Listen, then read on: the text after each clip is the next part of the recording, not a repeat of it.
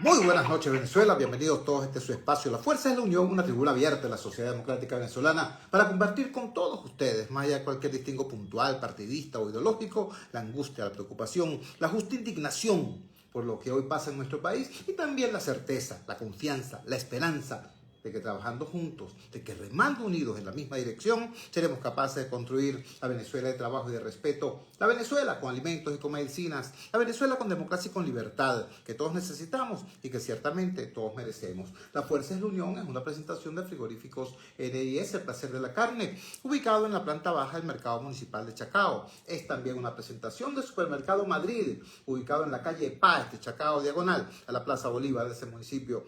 Queridos amigos, hay una importante cantidad de noticias, como siempre, pues el tráfago noticioso comunicacional en nuestro país es muy intenso. Sin embargo, ha ocurrido algo singular, ¿no? La pauta que teníamos para el día de ayer, bueno, se mantiene exactamente igual para el día de hoy, no por flojera nuestra, no por flojera de nuestro equipo de producción, sino porque los temas y los invitados están absolutamente vigentes, independientemente de la abusadora cadena que el Poder Ejecutivo impuso el día de ayer. Ayer nos expropiaron más o menos 3 horas de nuestras vidas, de todos nosotros, los que trabajamos de este lado, ustedes que están también haciendo la radio junto con nosotros de aquel lado de los radios y de las pantallas. Nos quitaron casi 3 horas de nuestra vida, un poco más de 3 horas, con una cadena absolutamente abusiva e innecesaria. Pero bueno, esas son las circunstancias de vivir en un país donde el poder se ejerce de esta forma. Pues ellos no se creen servidores públicos, ellos creen que son dueños del país, dueños de nuestro tiempo, dueños de nuestras vidas, y por eso actúan de esa forma. Sin embargo, bueno, gracias a Dios, repito, los temas siguen absolutamente vigentes, y el primer tema tenía que ver con la primera audiencia, la primera y segunda jornadas de esta audiencia que la Corte Penal Internacional concedió a una apelación hecha por el gobierno del señor Nicolás Maduro Moros sobre el caso Venezuela 1. Es decir, sobre la investigación a propósito de los presuntos crímenes de lesa humanidad perpetrados en nuestro país durante los años 2014 y 2017. Sería bueno precisar lo siguiente: ya la Fiscalía de la Corte determinó que en efecto hay la presunción cierta, ¿no?, de que tales crímenes se cometieron, y también existe la certeza de que el sistema de justicia en nuestro país no sabe o no quiere, o todo eso junto, investigar esos presuntos crímenes de lesa humanidad, y que por ello es necesario entonces que la Corte Penal Internacional abra una investigación sobre el caso. Bueno, esa decisión ya está tomada en la CPI. Sin embargo, frente a eso, el gobierno de Venezuela interpuso una apelación, y eso fue ventilado en 2 sesiones, una ayer, otra hoy. Una de las personas que hizo seguimiento estricto a toda esa situación fue el doctor Ali Daniels, quien es cofundador, codirector y vocero de la organización no gubernamental Acceso a la Justicia. Ali Daniels, de todos los expertos que nosotros conocemos, de todos los académicos, juristas, expertos, abogados, él tiene una peculiaridad que nosotros agradecemos altamente, que es su talante pedagógico. Es decir, Ali no solamente sabe mucho del tema jurídico, sino que además sabe cómo comunicarlo. Él lo habla en sencillito para que entendamos todos, y por eso ha sido un gran apoyo para este humilde programa en nuestro trabajo, pues, de difusión y de comunicación. Lo tenemos en línea en este momento. Ali, muchísimas gracias por atender nuestra llamada desde el Gigante Rumbos. Por favor, comparte con la audiencia lo que es tu visión, tu balance de lo ocurrido ayer y hoy en La Haya. Entiendo que el día de ayer fue un día donde más bien fueron los temas de forma los que coparon la jornada. Esto es un decir, porque en realidad lo que se estaba discutiendo era la operación de embasuramiento que intentó el gobierno de Venezuela contra la Corte para retrasar todo este proceso. Y hoy se fue más al fondo a los temas de naturaleza jurídica. Pero explícanos tú exactamente de qué se trató tanto la jornada de ayer como la de hoy. Buenas noches, te escuchamos. Buenas noches, Chugo. Sí, efectivamente, estos días han estado llenos de sorpresas, unas agradables, otras no tanto. El día de ayer, efectivamente, se tocaron 3 puntos vinculados a temas más formales, como tú indicaste. Hay uno, el primero es que sorprende a cualquier venezolano. Afuera no puede entender que sea algo interesante, pero para un venezolano común es algo increíble que el primer punto hubiese sido que no se informó al gobierno debidamente, es lo que alegan ellos, sobre los crímenes de lesa humanidad que se estaban investigando. Es decir, ellos dicen que la Fiscalía no le informó con el detalle que ellos querían o necesitaban de los crímenes que se estaban investigando. Y por supuesto, para cualquier venezolano que me escucha, sabe que esto es algo absolutamente sorprendente. Pero bueno, efectivamente, el alegato de la Fiscalía fue muy certero en el sentido de decir que no podían decirse todos los detalles de esos crímenes, justamente porque una de las cosas que debe preservar la Fiscalía es la protección de las víctimas. Claro. Entonces, en muchos casos, pues se señalaban fechas, lugares, pero no se indicaban víctimas precisamente para proteger. Entonces, ese argumento se cayó por su propio peso.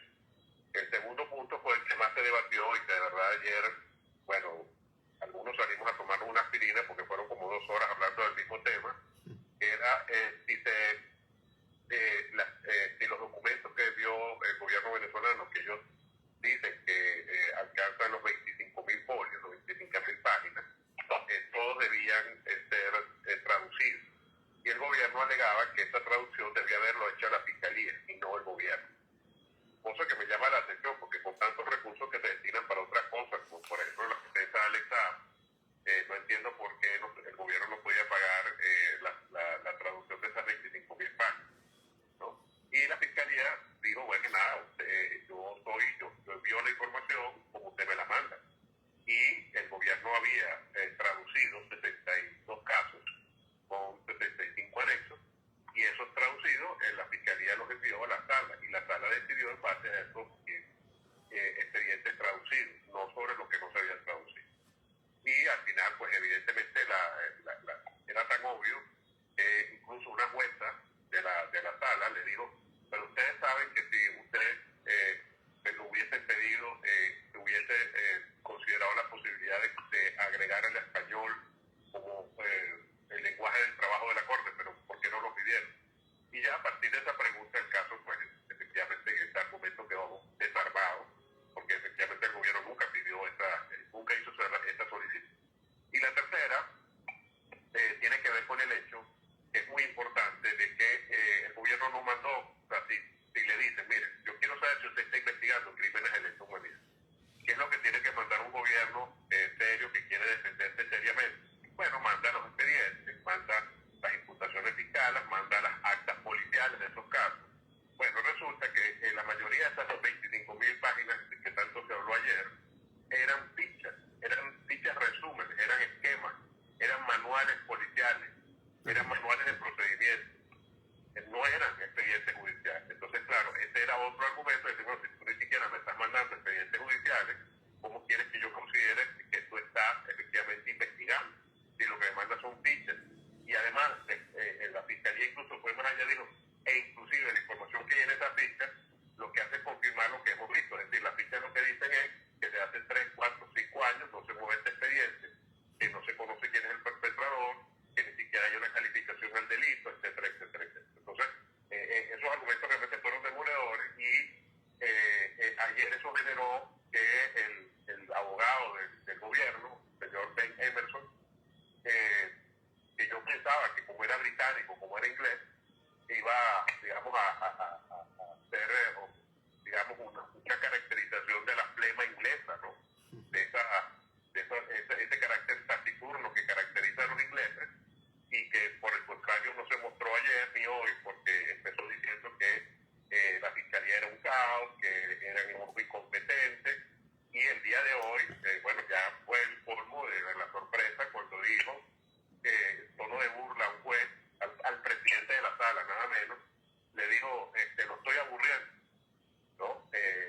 además volvió a decir que la fiscalía era incompetente. Entonces, en la medida, hay un dicho, ¿no?, que yo digo, que es que cuando empiezan los insultos en un juicio, se acaban los argumentos, ¿no? Y creo que eso efectivamente es lo que pasó ayer y hoy.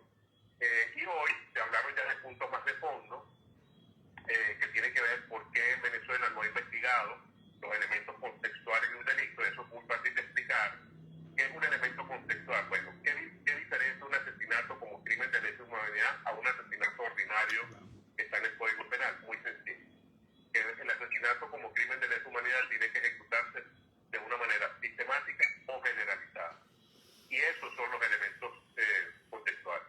Y Venezuela no los ha analizado, no ha hecho ninguna investigación para decir si ha habido o no esos elementos. Y eso es esencial para decir si el gobierno efectivamente quiere llevar a cabo investigaciones de eso. Y por supuesto aquí lo que se dijo es que no, aquí se están investigando los delitos como si fueran delitos ordinarios y no hacía falta analizar los elementos contextuales. Pero no dijeron por qué no hacía falta y además empezaron a decir que no había pruebas. Bueno, pero si no había pruebas, entonces ¿por qué no investigaste? Y hubieras dicho lo mismo. Pero bueno, ahí ese argumento, como digo, también se cayó por su propio peso. Y el último argumento que es muy delicado, que es el que tiene que ver con que no se están investigando crímenes de naturaleza sexual, violaciones, abusos sexuales, etcétera, no se están investigando. Y ahí sí los números salieron, porque efectivamente de 124 casos que se analizaron ahí, en 22 la fiscalía dijo que había delitos sexuales y el gobierno solo respondió que había 3 sentencias en 3 casos de abuso sexual por esa imputación. Es decir, demostrando que efectivamente no había un análisis de esos casos y que lamentablemente, efectivamente en los casos de abuso sexual no hay actuación por parte del Estado. De hecho, fue tan evidente que el Estado no está investigando este tipo de crímenes que tuvieron que decir, bueno, es que los casos de abuso en realidad no los estamos investigando como abuso, sino como malos tratos. Y yo quisiera explicar que en un mismo hecho puede haber varios delitos. Es decir, una persona que agarra un rehén y roba un banco, bueno, además que roba el banco, pone en peligro la integridad del rehén. Entonces ya hay 2 delitos, por lo menos, ¿no? En este caso, el decir que solamente una persona va a ser que cometió un abuso sexual va a ser imputado por malos tratos, es una negación, es una garantía de impunidad. ¿Por qué? Porque en un acto puede haber violación y aparte, separadamente, puede haber malos tratos. Entonces, si usted solamente va a juzgar uno de los delitos, eso quiere decir que el otro delito queda impune. Y como ves, entonces, por los propios números del Estado se puso en evidencia que efectivamente ni hay voluntad, ni hay intención, ni hay la capacidad incluso para juzgar estos delitos.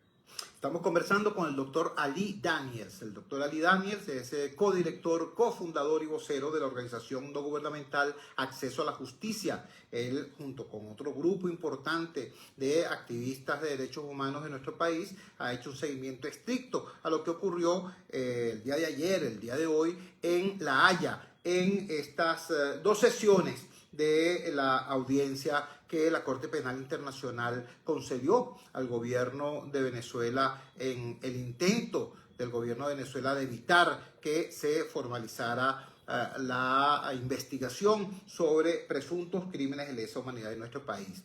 Entendimos claramente lo que nos explicaste. El día de ayer estuvo dedicado a prácticamente desmantelar esta operación de embasuramiento que intentó el gobierno enviando 25.000 folios en español e intrascendentes a la Corte con el intento quizás de trancar la máquina de la Corte para que no pudiese avanzar en el análisis de estos casos. Eso ya nos quedó claro que no lo lograron. Y el tema de hoy, que era el tema de de los elementos contextuales de la investigación o del planteamiento de la investigación, nos explicó Ali Daniels que un delito es un delito, pero para que sea un crimen de lesa humanidad tiene que formar parte de un patrón, tiene que haber una política sistemática de agresión a un sector de la población, y la única manera de detectar si eso está ocurriendo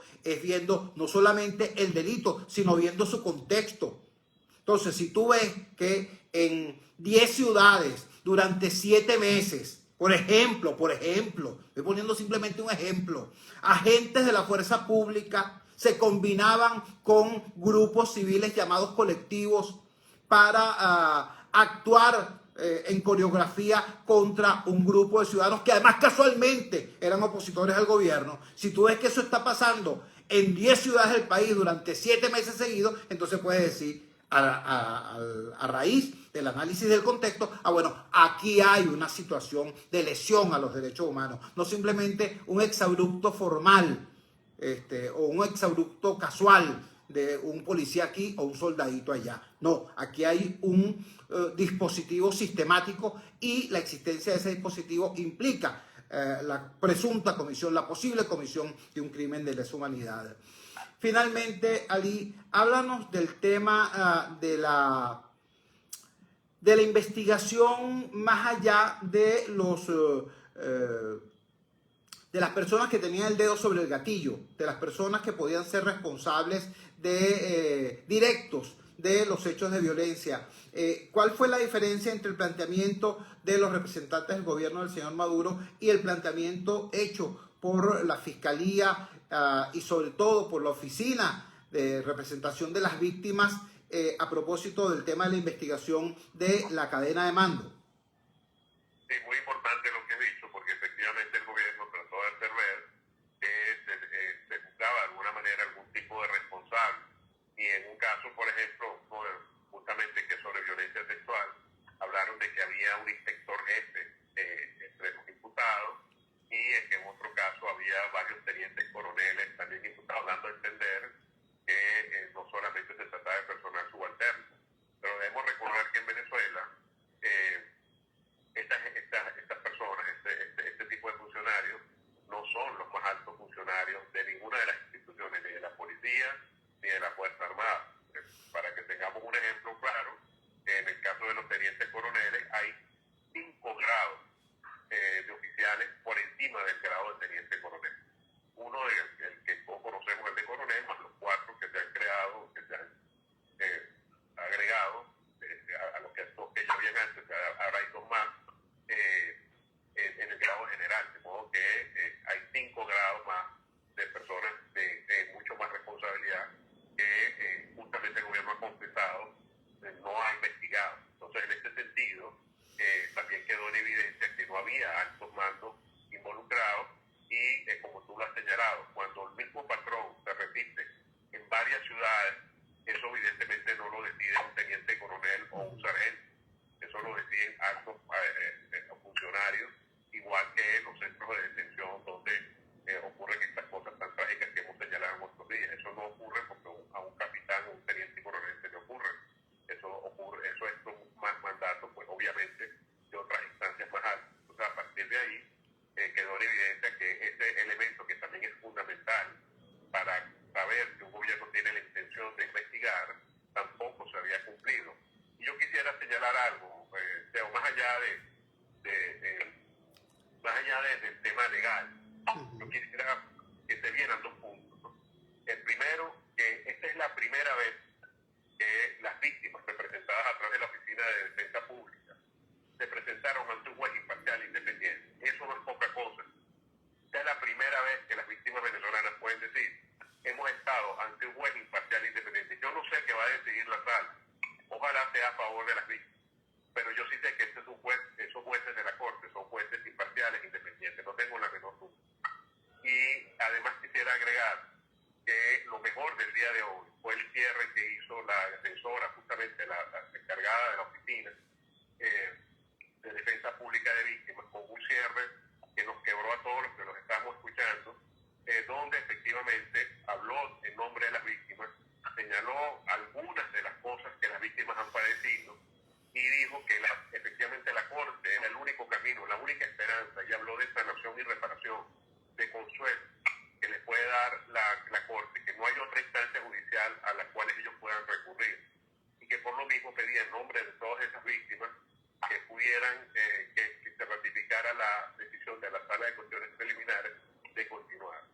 Y en este sentido, yo quisiera decir que efectivamente el hecho de que ella nos pudiera decir también es una primera vez. Es la primera vez que las víctimas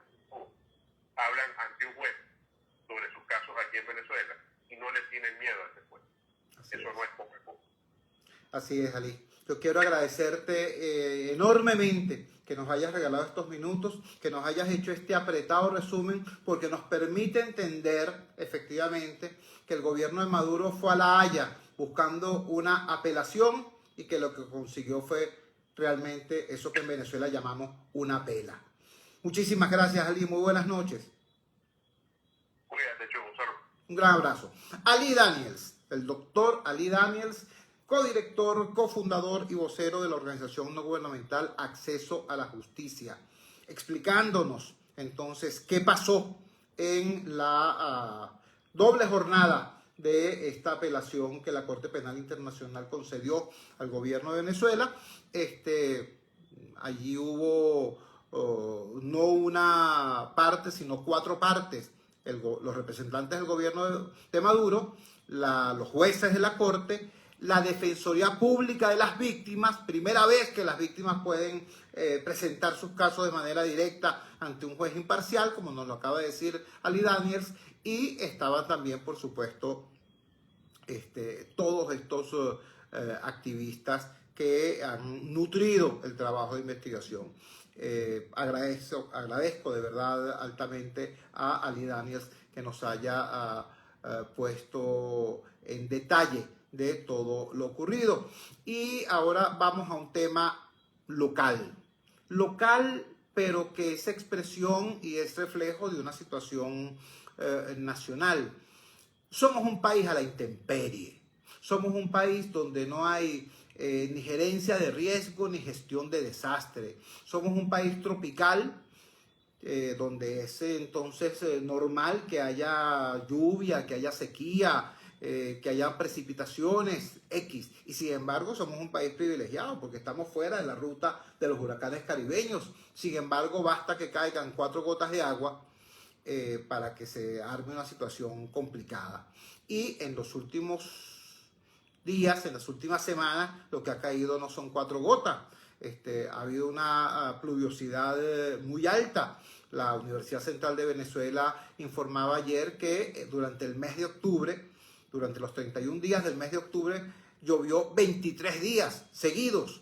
Una cosa impresionante. Y bueno, ya hemos visto cómo entró noviembre también con una alta pluviosidad. Eso ha generado situaciones muy complejas en la Caracas profunda, lo que yo llamo la Caracas invisible, porque cuando se inunda el distribuidor Altamira, todo el mundo se entera y hay un gran caos. Y no solamente el gobierno habla de eso, sino también los medios y los portales. Pero cuando se derrumba Mariches, nadie sabe.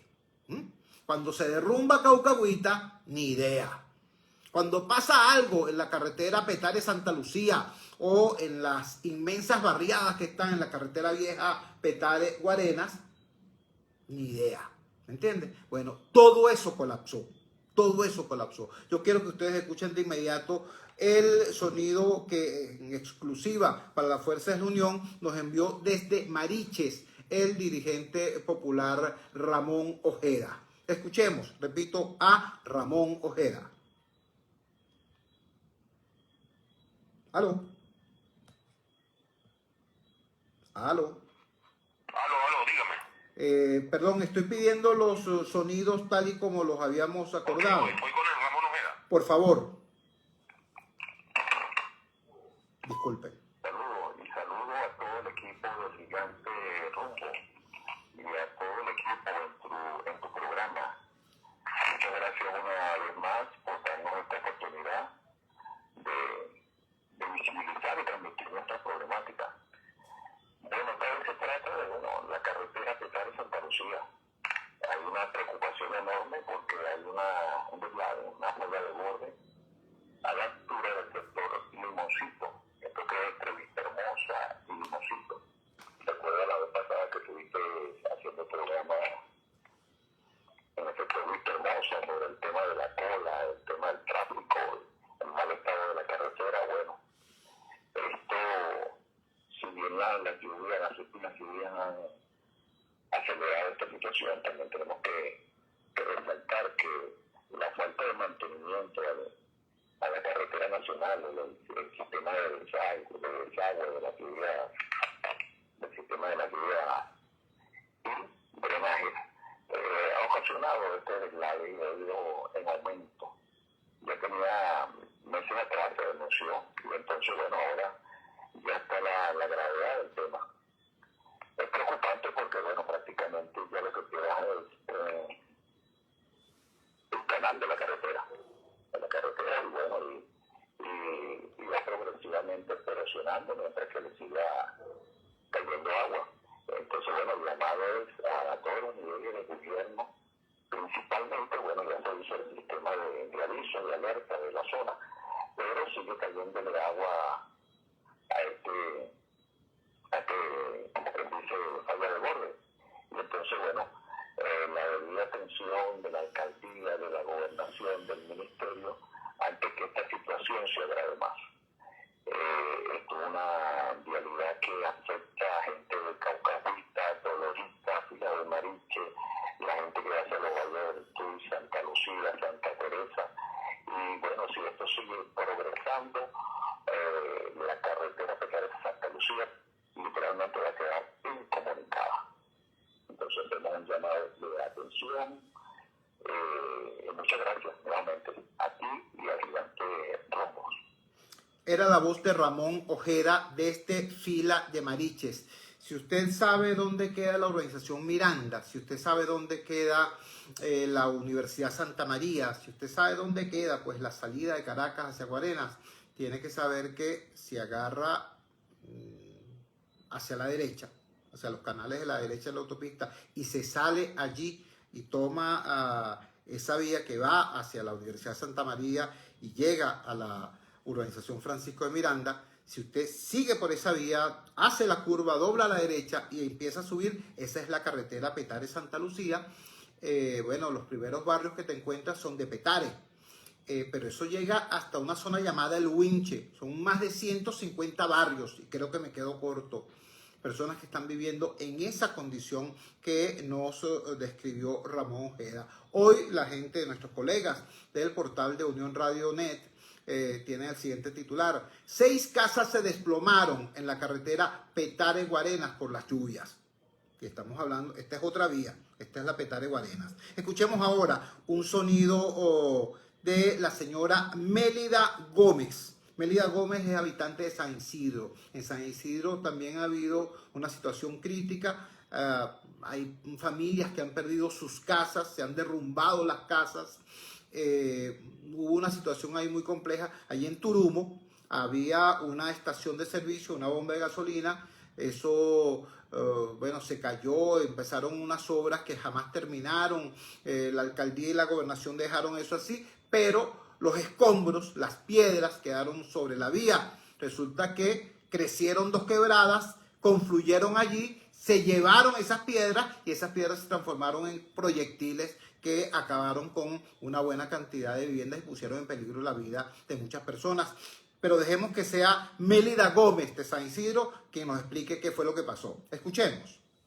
Soy de la comunidad San Isidro, parte baja de Petare, carretera vieja Petare-Guarenas, kilómetro 7. Soy una persona de las afectadas que vivió lo ocurrido el día de ayer en la parte de abajo, pero todo el sector de San Isidro está incomunicado, ¿ok? Esto tenía ya años que no sucedía como tal, cuando desembocaron las 2 aguas que se vinieron, una del lado de Maricho y una del sector de Vista Hermosa. Pero aquí está desencadenando otra cuestión, es la bomba que está en la zona industrial de Turumo, la cual esta bomba está en total destrucción, no se ha dejado, no lo trabajan, no le han metido máquinas y esto se vino, fue un río desbordado con piedras, escombros, todo eso, hacia toda la zona industrial, parte alta, baja, todo se desplomó y se metieron para las casas. Muchas personas quedaron afectadas y otras perdieron corotos, sus cosas en sus casas, se les metió el agua, tanto que en la zona ni siquiera los colegios que habitan aquí pudieron funcionar el día de hoy, dando paso a que las personas resolvieron.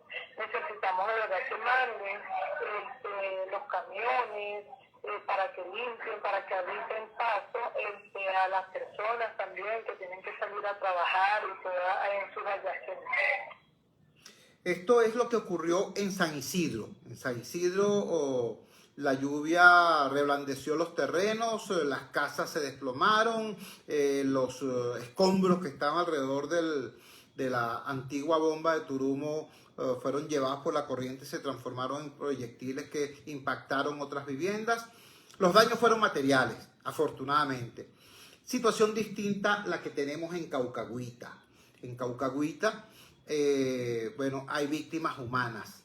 Hace 6 días hubo una crecida de un río llamado El Encantado, que pasa por Caucagüita, y una persona, un habitante de la zona, estaba en los alrededores, en las riberas del río, y desafortunadamente, para decirlo con claridad, desapareció, ¿no? A estas alturas, 7 días después de esa crecida, ese río volvió a crecer anteayer, por cierto, y ayer estaba alto. 7 días después de la desaparición de Carlos Dumont, de Ramón Dumont, disculpen, bueno, sigue en tinieblas cuál sería el paradero de esta persona. Escuchemos entonces desde Caucagüita la voz de la señora Carmen Dumont. Escuchemos. Buenas noches, Chubo Torrealba. Saludos al radar de los barrios y a todas las personas que te escuchan. Mi nombre es Carmen Liliana Dumont Urbina, titular de la cédula 6267809. Agradezco tu tiempo y atención que estás prestando a la situación personal y familiar que estamos atravesando en este momento. El caso es el siguiente, Chubo. Mi hermano Ramón Nicolás Dumont Urbina, de 57 años de edad, se encuentra en este momento desaparecido desde el día 1 de noviembre, es decir, desde el miércoles pasado. La última vez que fue visto fue al lado de un río, el cual tiene que cruzar para llegar a la parcela donde él habita. La misma se encuentra ubicada en la carretera Petare-Guarena, sector El Carmen, Caucagüita, Río El Encantado.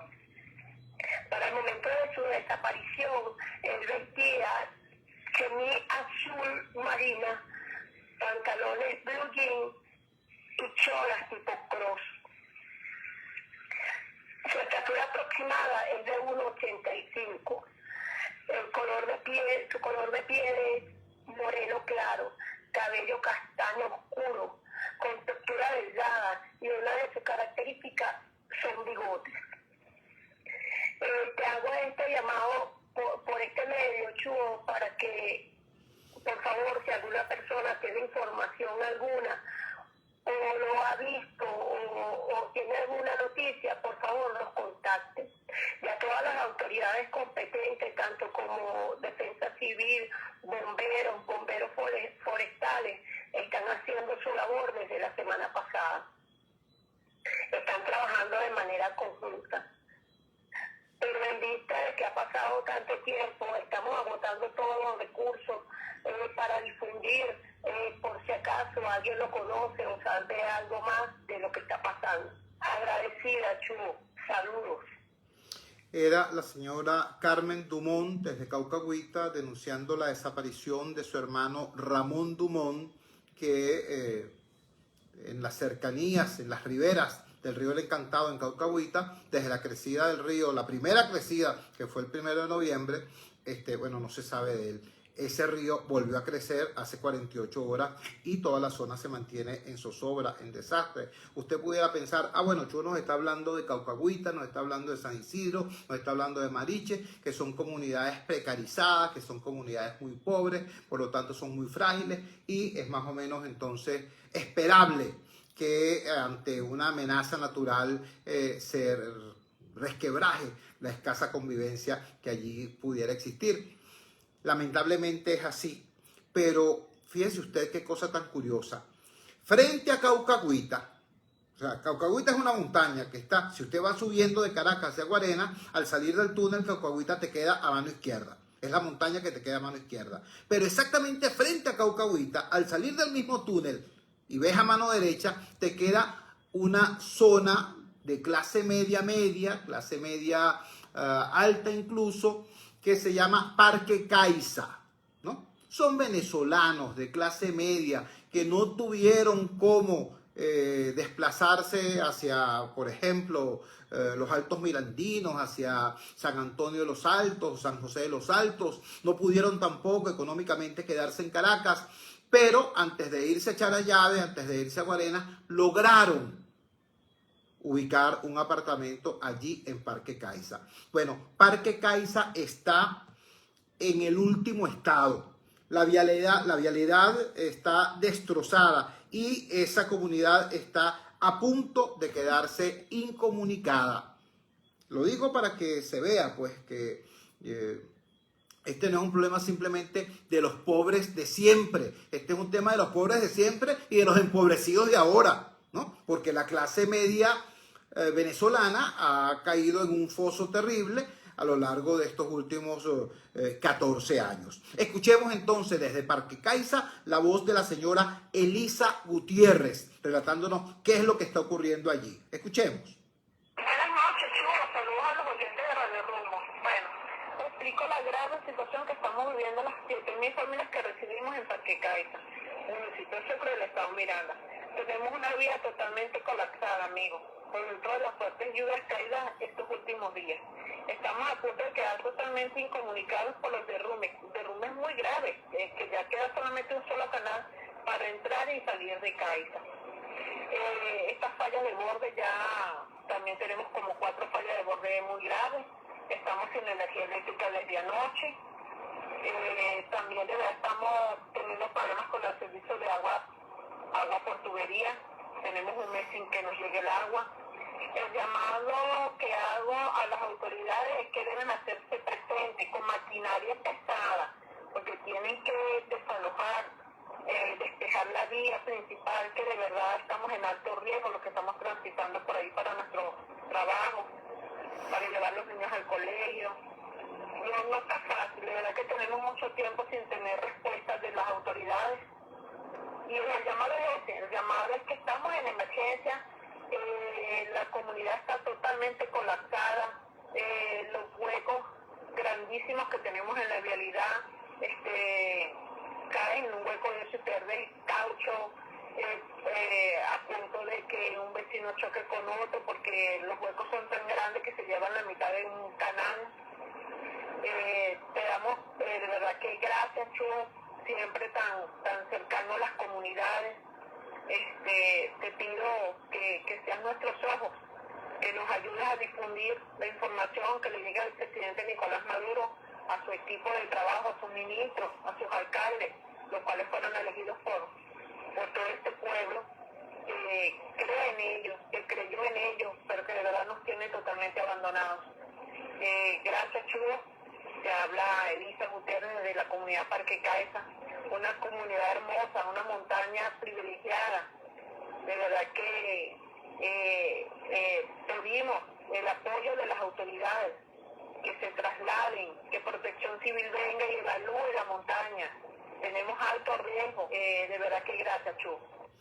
Elisa Gutiérrez, de este Parque Caiza. Escuchamos las voces entonces de Parque Caiza, de Caucahuita, de Bariches, de San Isidro, porque también aquí vale la acotación. Si fuera un exabrupto particular, una anécdota puntual, una catástrofe limitada a un sitio, yo te dijera, bueno, mira, es un hecho fortuito.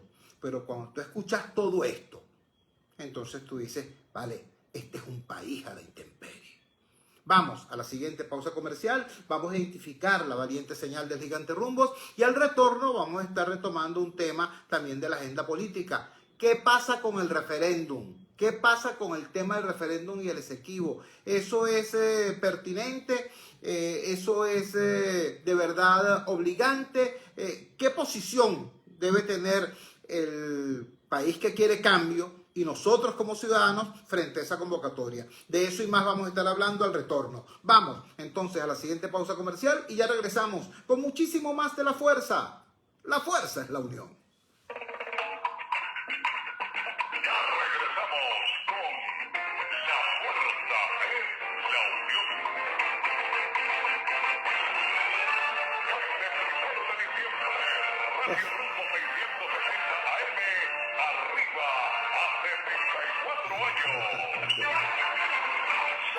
Luis Cano, mi jefe, saludos, mi respeto.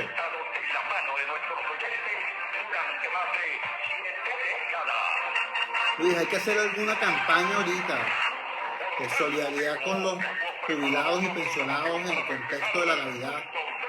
Así como antes hacíamos jornadas de solidaridad únicamente por los presos políticos, ahora hay que hacerla por los presos políticos y por los agredidos económicos.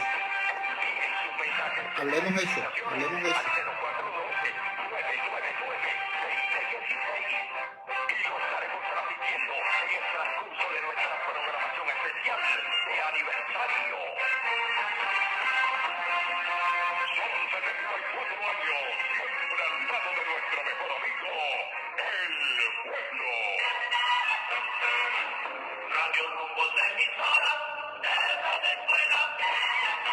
Son las 8:43.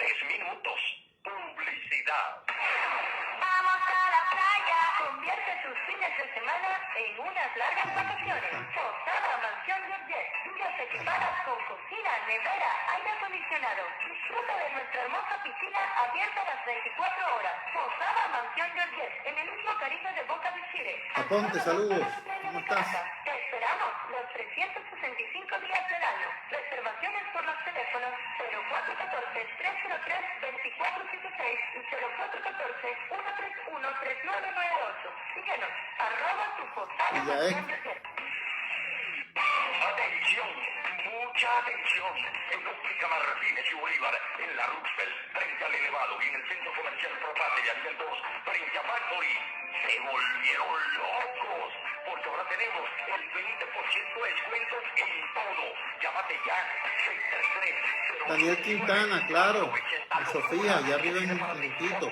Seguro que sí. Saludos. Aprovecha que es por tiempo limitado. Y ahora tenemos consulta de oftalmología con previa cita y a precios solidarios. Corre la voz. Caracas, en Red Vital y Macro estamos para ti los 365 días del año. Visítanos y encuentra Mucho mejor de todo lo salud, necesario gracias a para Dios. tu bienestar a precios jamás antes vistos.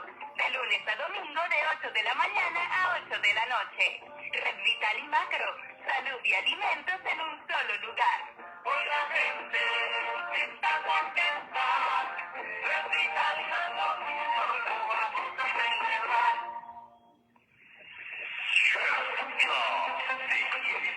Llega toda tarde con una programación completa y picante. La Salud. 670 AM. Gigante. Son las 8:45. Tiene ya bastantes años de prestigio en Venezuela. En el primer lugar de nuestro hogar. Continuamos con La Fuerza es la Unión.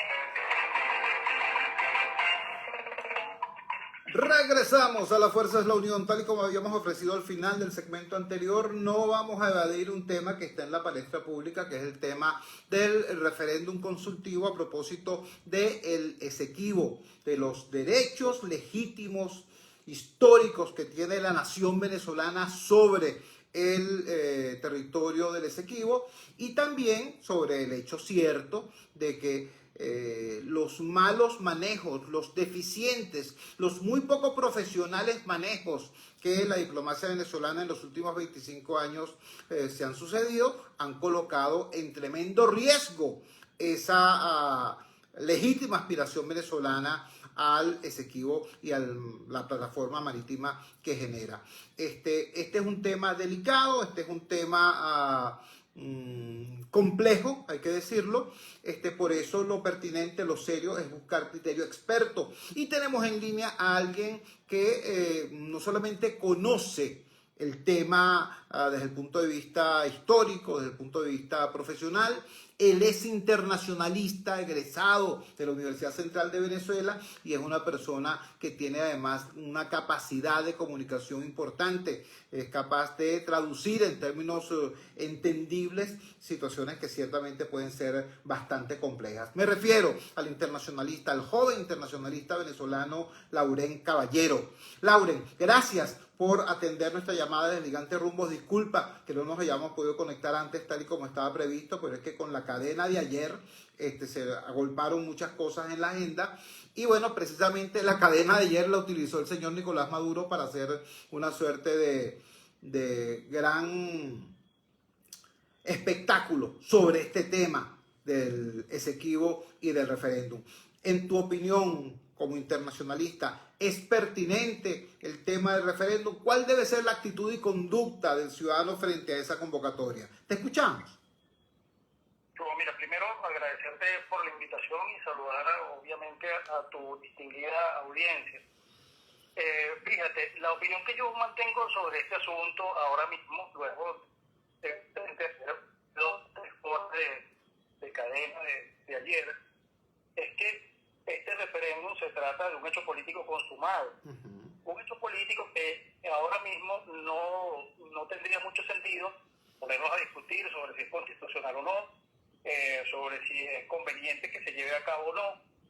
Yo creo que deberíamos más bien intentar utilizar este hecho político para, de alguna manera, aprovechar el momento, disculpa que sea tan redundante, ¿no? Para educar a la gente sobre el significado profundo de esta disputa territorial que en este momento de la historia está en el terreno judicial. Venezuela ahora mismo se encuentra en un juicio internacional ante el organismo judicial más importante del planeta desde el punto de vista del derecho público. Me refiero a la Corte Internacional de Justicia. En este escenario, el gobierno intenta plantear un referéndum cuyo objetivo fundamental, ya no cabe duda de ello, es intentar justificar la no comparecencia del gobierno ante esa corte para explicar allí, exponer allí todos los elementos que Venezuela tiene, que el propio Maduro, por cierto, mencionó ayer en esa cadena de 3 horas, y que otros actores políticos que estuvieron allí también mencionaron, y que forman parte de toda la documentación que el Estado venezolano tiene para demostrar que el laudo arbitral de París de 1899 es nulo e irrito.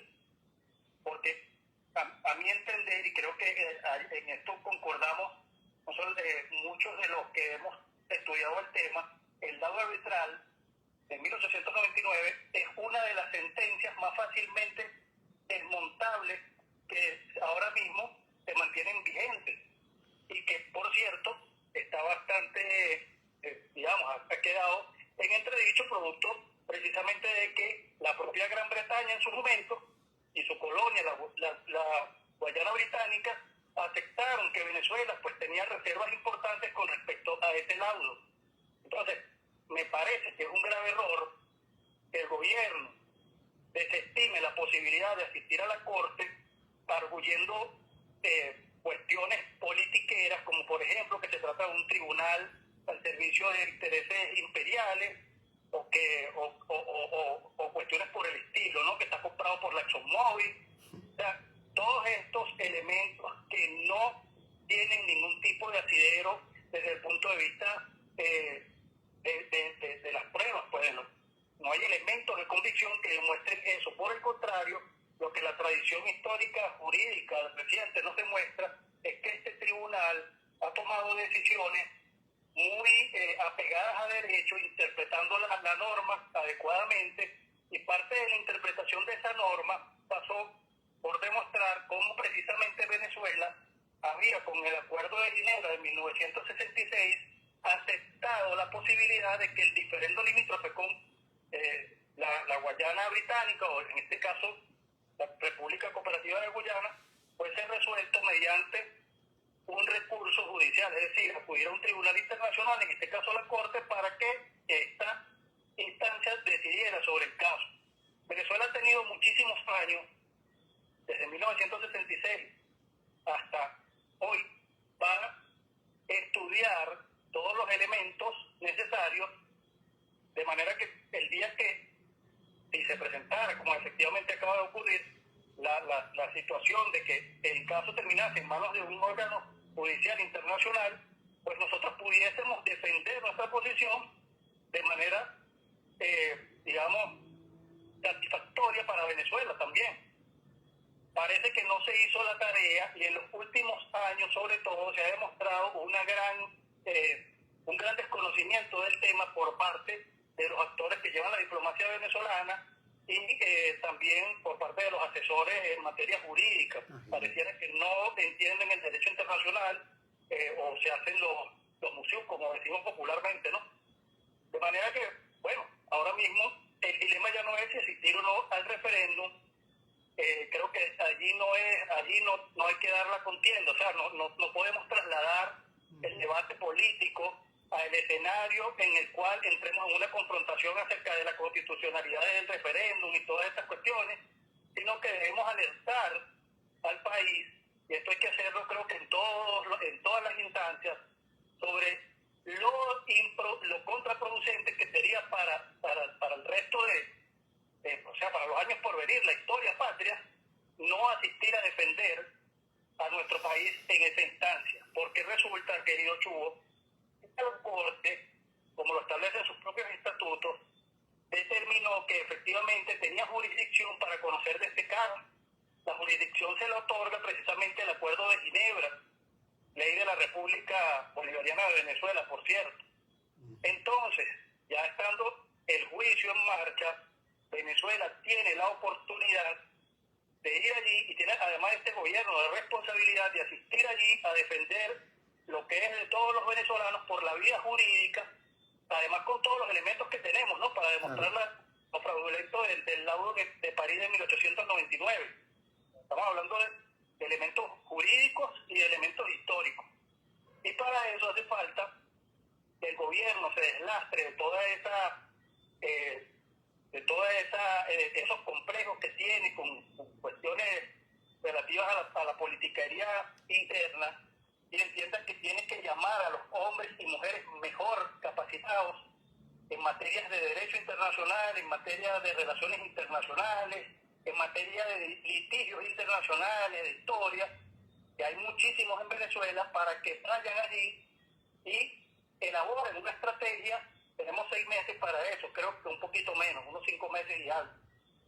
Y bueno, defiendan a Venezuela en ese espacio. Lamentablemente me parece, Chugo, y esto, bueno, más casi que es una convicción ya, que el gobierno intenta correr esa arruga y traspasarle la responsabilidad a los venezolanos, obligándolos casi a votar que sí en ese referéndum, para que con la pregunta número 3 sean los venezolanos quienes rechacen la competencia de la Corte Internacional de Justicia, lo cual no tiene ningún tipo de sentido, porque el gobierno, además de haber aceptado la competencia de la Corte en el laudo, en el Acuerdo de Ginebra, lo hizo ya hace un año, hace unos meses, mejor dicho, cuando compareció ante la Corte e introdujo allí unas objeciones preliminares para objetar, valga la redundancia, la admisibilidad de la demanda de Guyana, por cuanto consideraba Venezuela en ese momento, la defensa venezolana arguyó